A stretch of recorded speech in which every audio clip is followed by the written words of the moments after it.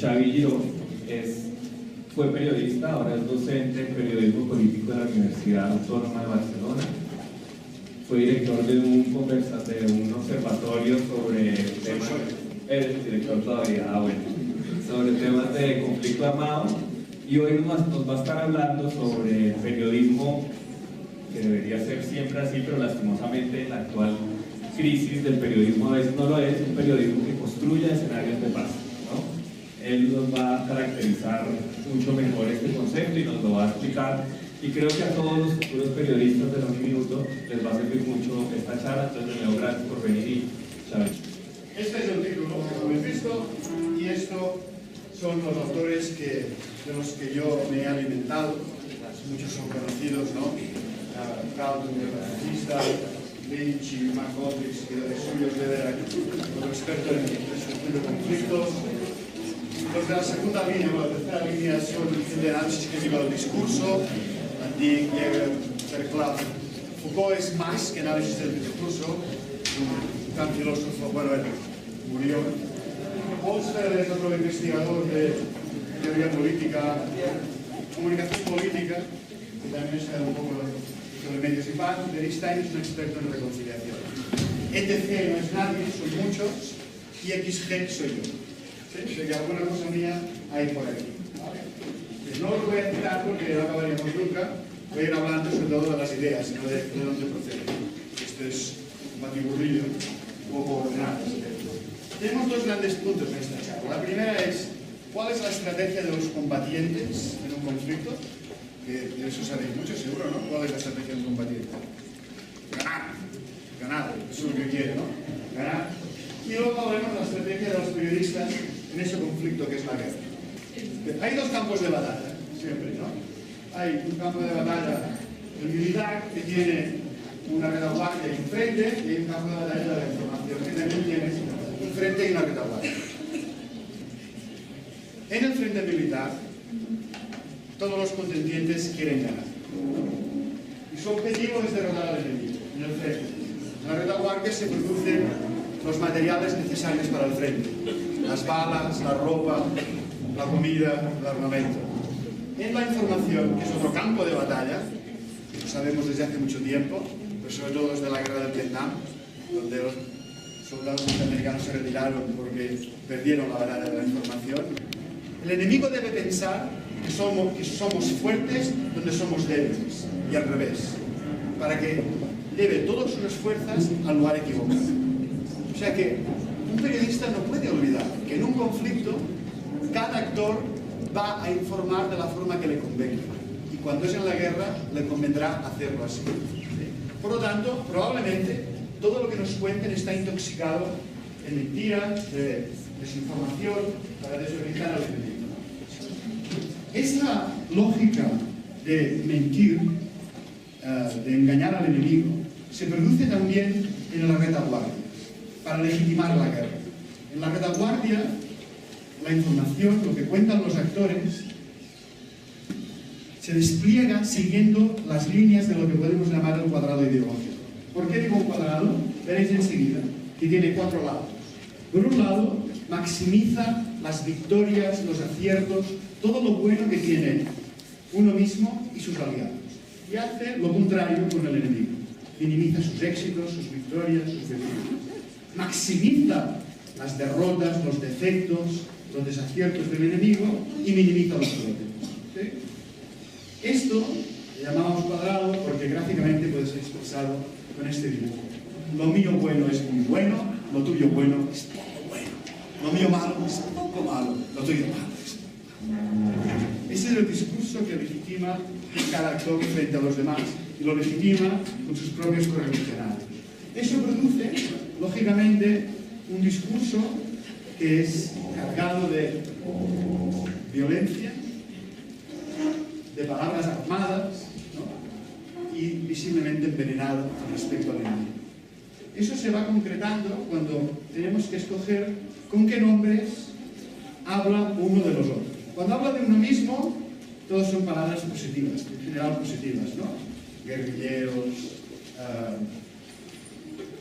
militantes, miembros del grupo, rebeldes cuando eso tiene posición positiva. Eso depende de las culturas, ¿no? Los soldados.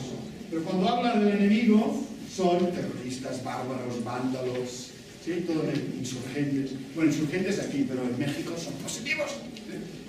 Insurgentes. Claro, eso depende de las culturas. Bueno, sabéis que héroes, mártires, los términos con que denominamos a los actores en un conflicto van cargados ideológicamente, siguiendo esas líneas que hemos marcado antes, que hemos visto, ¿no? El cuadrado ideológico, ¿verdad? Incluso en sus acciones, ¿no? Operaciones de castigo o operaciones de defensa, ¿verdad? Cuando hablamos de... Ahora tienen ustedes... Bueno, aquí hay un debate, ¿no? En las elecciones de La Habana sobre las víctimas, que hay un general que si es víctima o si es... o qué es. Entonces unos dicen que es víctima, otros dicen que no, que era prisionero de guerra. ¿Sí? O sea, que veis que cada uno utiliza el lenguaje de la forma que le conviene a su batalla, ¿no? Habla aquí de acciones o también de lo que utilizan, ¿no? Ataques quirúrgicos, bombas inteligentes para glorificar los instrumentos que uno utiliza. Eso también se ve en los adjetivos, con que se califican las acciones de cada actor, ¿no? Y también con los verbos que se asocian con cada actor. No es lo mismo asesinar que matar, o que ejecutar, ¿no? O que ajusticiar, bajar, conquistar, arrasar. O sea, son todas palabras, son verbos en este caso, términos que van cargados positivamente o negativamente. Y los utilizamos como nos convenga, depende de que hablemos de los amigos o de los enemigos. Esto lo hacen los actores en la guerra, continuamente, ¿no? Y en la política igual. Es un conflicto más, una forma, un estadio distinto del conflicto. Digamos, cuando hay violencia, cuando no hay. Pero es un conflicto en sí mismo, también utilizan la sintaxis para jugar con esto, ¿no? Es decir, han matado a 3. ¿Cómo que han matado? ¿Quién los ha matado? Está escondido el sujeto. Aquí no se ve la responsabilidad, ¿no? O, por ejemplo, también cambian el orden natural de la frase, que es sujeto, verbo y predicado. Alguien hace algo, entonces desaparece el sujeto, como hemos visto arriba, o a veces el sujeto no desaparece, pero se pone al final. Entonces queda más desapercibido, no del todo, pero queda atenuada su responsabilidad al llevarlo hacia el final, ¿no? Por ejemplo, 3 activistas resultaron muertos. Es un ejemplo donde no hay sujeto, bueno, hay un sujeto, pero es de una frase en pasiva. ¿Sí? En realidad el sujeto agente, que viene al final, no está. ¿Quién los ha matado? Aquí no se ve la responsabilidad, ¿no? O este código. Aquí sí que está claro que no hay sujeto. Mataron o acribillan a 3 miembros del grupo que sea, ¿verdad? O sea, esas son, digamos, herramientas discursivas, lingüísticas, para llevar nuestra narración hacia un lado o hacia otro, ¿no? Con frases activas o pasivas, como acabamos de ver. Pero también utilizando algún otro recurso retórico gramatical, como es generalizaciones en lugar de precisiones. Alguna de esas cosas que voy a decir no les van a gustar. Bueno, muchas cosas que voy a decir hoy no les van a gustar, pero eso podemos discutir. ¿Sí? Cuando dicen los árabes, los marroquíes, los israelíes o los yanquis, no son todos, están todos, ¿no? Una cosa es el gobierno de Estados Unidos y la otra los norteamericanos, ¿sí? Una cosa es un grupo palestino y la otra los palestinos. Una cosa es Al-Fatah, otra cosa es Hezbollah, otra, bueno, Hamas, quien sea, Hezbollah en otro lado, ¿no? Son grupos, esta, digamos, la demanda de rigor en periodismo no es gratuita, ¿no? Hay que identificar a los actores con precisión, para saber quién es responsable de qué, también para saber con quién se puede dialogar más, con quién menos.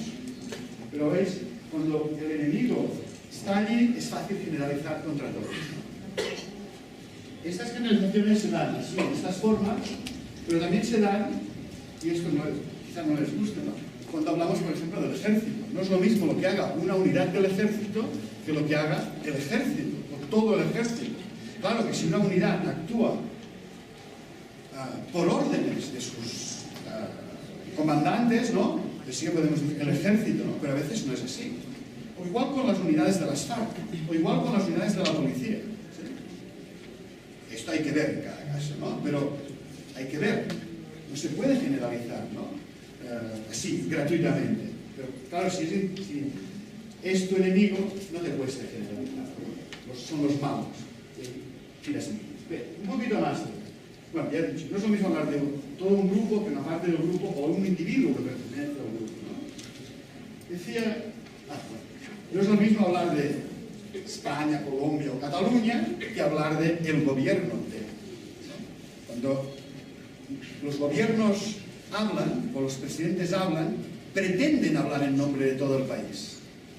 Pero a mí no me han consultado. ¿Sí? Y los periodistas, además, Colombia pide, o Cataluña pide, oiga, no, el gobierno pide, quizá el Parlamento, ¿sí? Pero todo el país a menudo no es así. Lo hacemos continuamente, también nosotros con los amigos, ¿no? Si ahora salieran 1 millón de personas de Bogotá a la calle pidiendo algo, ¿sí? Titularíamos, sin problemas, Bogotá se levanta por no sé qué, ¿no? Mal hecho. En Bogotá viven 8 millones de personas, más o menos, ¿no? Uno es una octava parte. Hay que titular, 1 millón saben de bogotanos, piden lo que sea, pero no Bogotá. Pero claro, seguro que si piden algo con lo que no estamos de acuerdo, no titularemos Bogotá pide. Titularemos 200.000 piden lo que sea, ¿sí? Bueno, ¿veis la utilización de discursos? Pues un poquito más todavía. A menudo, esto de que estoy hablando, que es la responsabilidad de los actores en un conflicto, se camufla substantivizando el resultado de sus acciones. Dice este tío, ¿no? Pues fijaros qué fácil.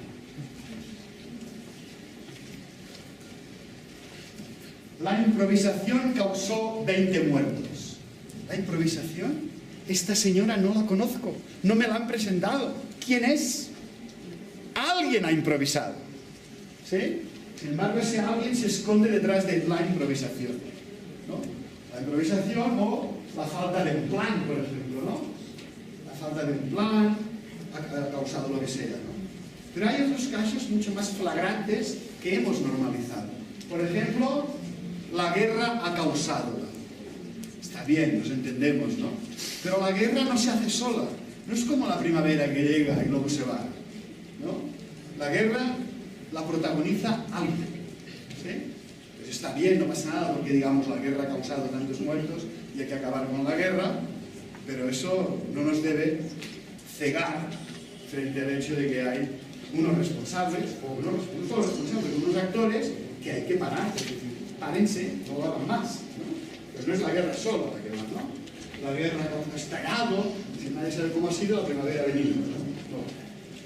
Bien, sirve para esconder la responsabilidad, pero también para naturalizar los resultados. Por ejemplo, cuando se dice la ley prohíbe, o la Constitución establece que, ¿y a mí qué me importa?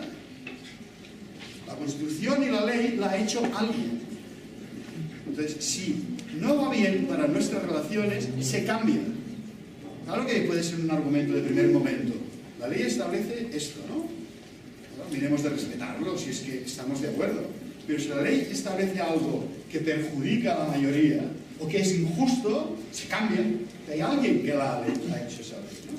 Entonces, fijaros que con qué mecanismos el lenguaje, digamos, cosifica algo que ha hecho unos seres humanos y lo hace casi inmutable, ¿no? O aparentemente inmutable. De hecho, volveremos a eso, ¿no? Bien. Esto que acabo de hablar es el discurso de los actores en un conflicto. ¿Sí? Las características del discurso de los actores. Ahora vamos a ver qué ocurre con los medios de comunicación. De entrada, ya podemos intuir que los medios pueden seguir perfectamente la misma lógica que uno u otro de los actores, ¿no? Vamos a estudiar o discutir un conjunto de contraposiciones entre lo que puede hacer el periodismo y a veces hace y lo que hace más a menudo y podría no hacer, ¿no? Cuando uno aborda un conflicto, lo primero que debería hacer es conocer ese conflicto, ¿no? Pero los periodistas a menudo, somos bastante imprudentes, ¿no? Si eres médico, no coges un bisturí y empiezas a abrir un cuerpo. Bueno, si eres médico sabes y abres un cuerpo, ¿sí? Pero nosotros no nos ponemos a hablar de conflictos sin saber un rábano sobre el conflicto con el bisturí, tiramillas, ¿no? Bueno, pues lo primero que habría que hacerlo es explorar el conflicto. Explorar el conflicto, los distintos actores que hay, los distintos intereses de cada uno, qué estrategias hacen, qué cuestiones se plantean, cómo se originó la violencia. Porque violencias vemos muchas de violencias, pero tienen naturalezas distintas. Y claro, podemos pasarnos la vida haciendo de hospital, ¿no? Tapando los parches, curando a heridos, pero si no vamos a la causa de la violencia, pues este hospital, bueno, tendrá trabajo siempre, ¿no? Y no queremos cerrar los hospitales, ¿no? Bueno, pues lo exploramos, ¿no? Por ejemplo, este artículo es un ejemplo, ¿no? El conflicto de Libia, cuando cayó Gaddafi, explica por qué el Estado libio casi no existía. O este otro artículo, por ejemplo, este no es reciente, es del 2009, explica que no todo el mundo en Israel está de acuerdo con lo que hace el ejército israelí por orden de su gobierno en Gaza o en Cisjordania, ¿sí? Y eso está bien que lo sepamos, ¿no? No solo por saberlo, sino porque permite ver que no toda la sociedad israelí es así y que es posible tender puentes entre ambas sociedades. Al menos esbozar algún camino de reconciliación entre ambos, ¿no? Pues, es decir, uno busca los orígenes de la violencia, uno ve distintos grupos que actúan en un lugar y en otro, que sufren la violencia de ambos lados y que están más interesados en que pare la violencia que no que siga. Ahora voy a poner un ejemplo de esto. Ven que actúan de manera distinta, con éticas distintas, con presupuestos distintos, y en particular se puede interesar por el rol de las mujeres, porque las mujeres, no hay que leerlo todo, esto es así, las mujeres tienen una particularidad, bueno, varias particularidades. Una de ellas es que son víctimas especialmente duras de la guerra, a menudo olvidadas. Y mujeres de uno y de otro lado, en muchos conflictos, se han reunido y han dicho basta de guerra, ¿no? Esto los hombres no lo hacen.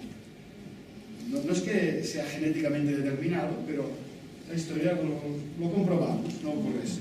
Seguramente por la relación que tienen las mujeres con la vida, ¿no? No sé si habéis leído Lisístrata. Es una tragedia griega en que las mujeres se ponen en huelga de amor hasta que los hombres dejen de hacer la guerra. Es muy interesante, muy divertido. Pero esto lo hemos comprobado en Irlanda, por ejemplo. En Irlanda, cuando empiezan las luchas entre católicos y protestantes, por decirlo de una forma simplificada, mujeres de ambas comunidades dicen, no, así no vamos a ningún sitio, hay que pararlo esto, ¿no? Es decir, por un lado, porque ellas sufren más, a veces, bueno, sufren más, y otro lado, porque sus vivencias las acercan más. También sufren más, como sabemos, porque, no sé si lo explico después, yo igual me adelanto, ¿no? Porque son vulnerables, pero porque en la raíz del machismo, esa concepción de las mujeres como propiedad, o de uno o de los otros, las convierte en un campo de batalla. Fijaros, la esencia del machismo, de la violencia doméstica, se puede cristalizar en aquella frase de la maté porque era mía. ¿Sí? En el caso de la guerra, la maté porque era suya. ¿Sí? Una forma de atacar al otro, a la propiedad del otro. Pero siempre es de alguien. ¿Sí? O sea, la esencia no cambia. Las mujeres son propiedades de unos hombres o de otros. Y ahí es un campo de batalla. Entonces, pues sufren todas esas agresiones porque están fácilmente en posición de vulnerabilidad. En un conflicto, cada actor va a informar de la forma que le convenga. Y cuando es en la guerra, le convendrá hacerlo así. Por lo tanto, probablemente, todo lo que nos cuenten está intoxicado de mentiras, de desinformación, para desorientar al enemigo. Esa lógica de mentir, de engañar al enemigo, se produce también en la retaguardia, para legitimar la guerra. En la retaguardia, la información, lo que cuentan los actores, se despliega siguiendo las líneas de lo que podemos llamar el cuadrado ideológico. ¿Por qué digo un cuadrado? Veréis enseguida que tiene 4 lados. Por un lado, maximiza las victorias.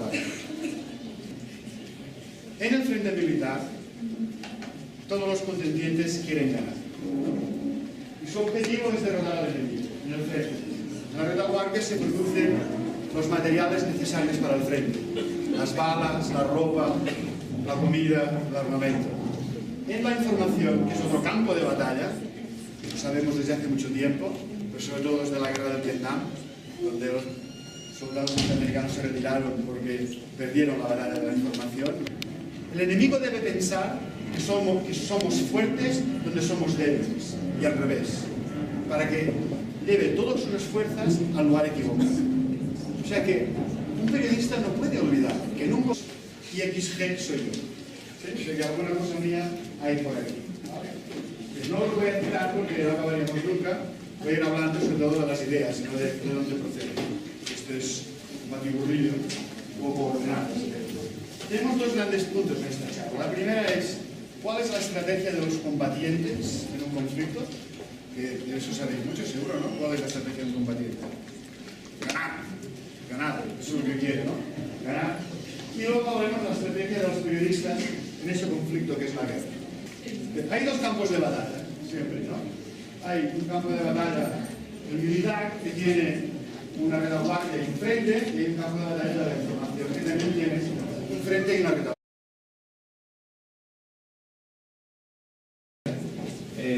Xavi Giró fue periodista, ahora es docente en periodismo político de la Universidad Autónoma de Barcelona. Fue director de un observatorio sobre temas, el director todavía, sobre temas de conflicto armado, y hoy nos va a estar hablando sobre periodismo, que debería ser siempre así, pero lastimosamente en la actual crisis del periodismo a veces no lo es, un periodismo que construya escenarios de paz. Él nos va a caracterizar mucho mejor este concepto y nos lo va a explicar, y creo que a todos los futuros periodistas de los minutos les va a servir mucho esta charla. Entonces, de nuevo, gracias por venir y Xavi. Este es el título que habéis visto, y estos son los autores de los que yo me he alimentado. Muchos son conocidos, ¿no? Carlton, el fascista, Lynch y Mark Aldrich, que de los suyos debe ser otro experto en resolución de conflictos. Los de la segunda línea o la tercera línea son de análisis crítico del discurso, Dick, Jäger, Verclav. Foucault es más que análisis del discurso, un gran filósofo, bueno, él murió. Polster es otro investigador de teoría política, comunicación política, que también está un poco sobre medios y paz. Stein es un experto en reconciliación. ETC no es nadie, son muchos.